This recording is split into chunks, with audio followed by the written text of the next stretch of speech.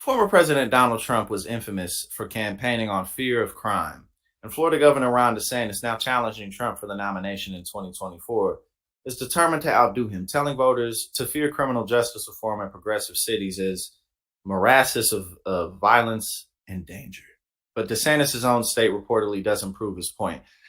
DeSantis said on the campaign trail recently that he would repeal the First Step Act, which was a very milquetoast mild criminal justice reform bill, but criminal justice reform nonetheless passed under Donald Trump, passed under the Trump administration. And I guess DeSantis is. It looks like he's trying to be the most right-wing candidate in the race. And some of what the First Step Act did was provide a cleaner pathway for offenders, for people who've been in jail or prison, basically to make it easier for them to join the job market, stuff like that. That helps reduce recidivism. And we went over some of the stats the other day. I don't remember them off the top of my head, but basically, it showed that some of the provisions within the First Step Act absolutely helped people, absolutely gave people a better chance than they had. And again, helped to reduce recidivism rates. And Ron DeSantis is like, the First Step Act gives criminals an opportunity to come out of prison early and not actually be rehabilitated. If people break societal rules, then we have to make sure that they're locked up in prison forever and ever and ever. That's basically what he said, which, ain't nobody feeling that. But yeah, so let's continue. In reality, wrote Radley Balco for the Daily Beast, DeSantis' panic on crime gets everything wrong, including the fact that it's worse in his own state than in many of the liberal jurisdictions he condemns. Quote, we can start with the First Step Act. I was just talking about that. We can start with the First Step Act, Trump's uncharacteristically hopeful and optimistic criminal justice reform bill, which naturally he later regretted. DeSantis recently called the law I was just talking about this, called it a jailbreak bill that allowed dangerous people out of prison who have now reoffended and really, really hurt a number of people, wrote Balco. There's no evidence for any of this. It's a significant number of prisoners released under the First Step Act have gone on to commit new violent or sex crimes. We know their names. Their photos would be on the cover of the New York Post. Their names emblazoned in Fox News chyrons. The only example DeSantis provided of this is Glenn Neal, who stabbed a staffer for Senator Rand Paul shortly after being released from prison. But in fact, the First Step Act reduced his sentence by a matter of days, and he was getting out anyway. No, again, so it's like, if there isn't a solution, that solves everything 100%, then let's just do nothing at all. That is the ultimate Republican approach, and that's why Republicans get on my nerves so much. And I'm not a Democrat. I'm not a registered Democrat. I ain't got no love for Democrats, but Republicans are always like, like when it comes to stuff like gun reform, that's not going to stop 100% of the shooting. So let's just do nothing. Oh, the idea of a universally paid health insurance system.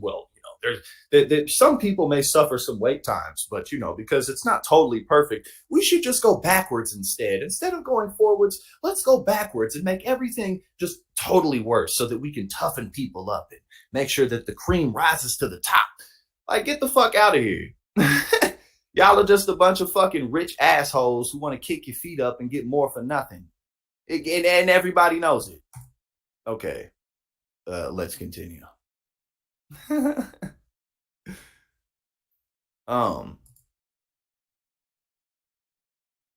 As governor, DeSantis has already demonstrated his commitment to corrupting law enforcement. Earlier this year, he forcibly removed the state's attorney, Andrew Warren, from office.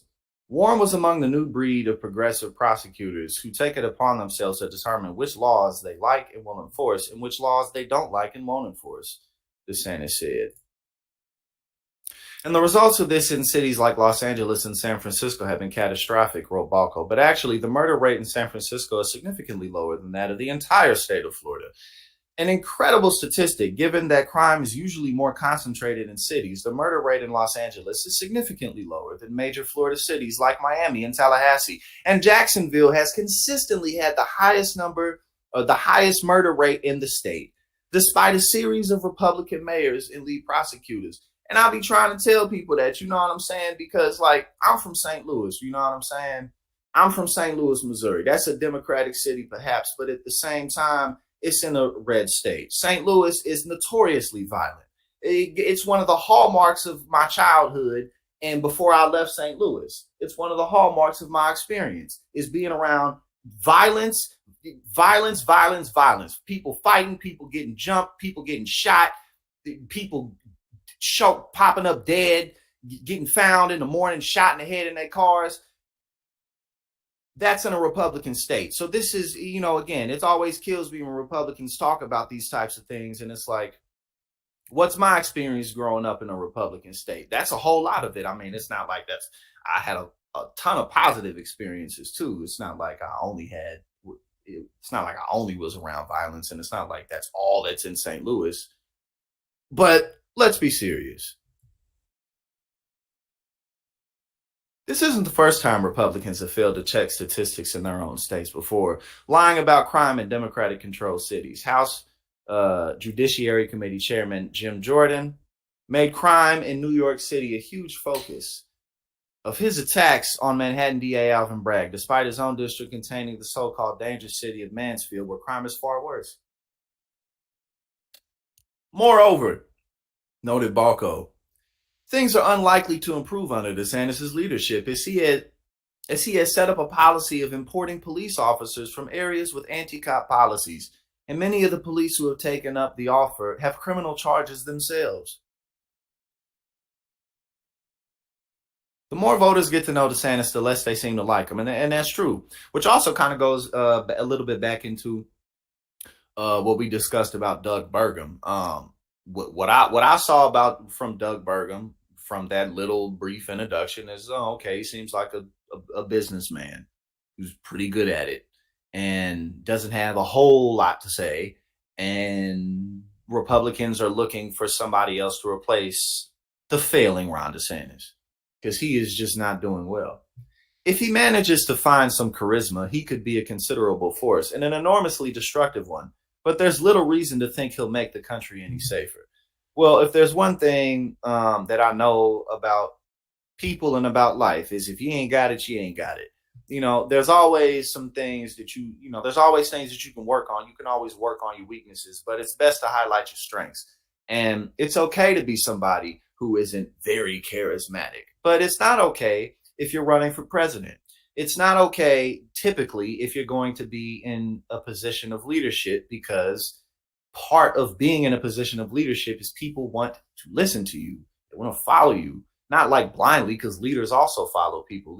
Real leaders let other people lead. So it's not about like, oh, people just want to follow you, but people want to be engaged with you. And if you're not charismatic, then why should people trust your word or follow your word? So yeah, that's definitely a huge issue that he faces. So